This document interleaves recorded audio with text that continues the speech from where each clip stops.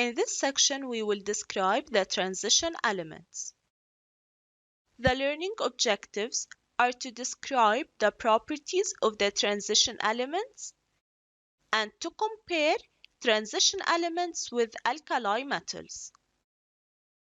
Let's start by raising this question. Can you name a few metals?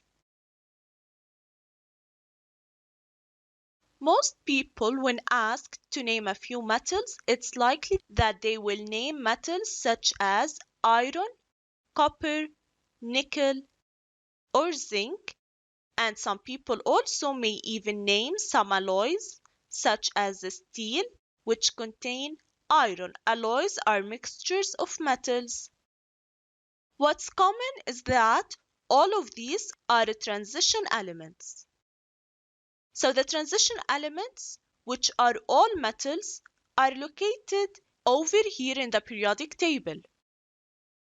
So these are the transition elements, which are all metals. So all the elements present over here are metals.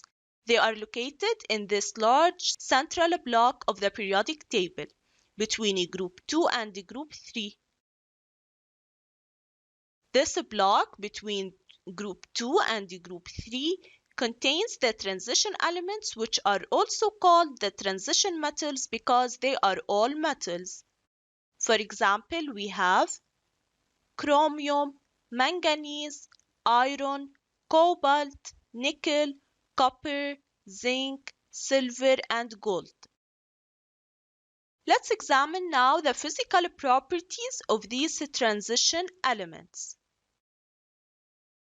Because they are metals, they have the properties of typical metals. So first of all, they are good conductors of electricity and thermal energy. So transition metals, like all metals, are good conductors of electricity and heat.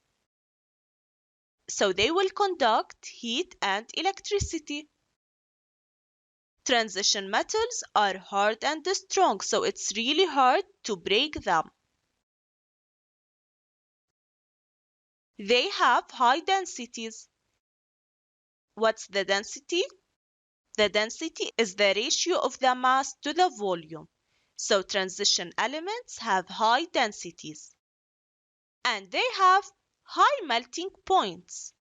So the melting temperature at which these metals change from the solid state to the liquid state is a high temperature.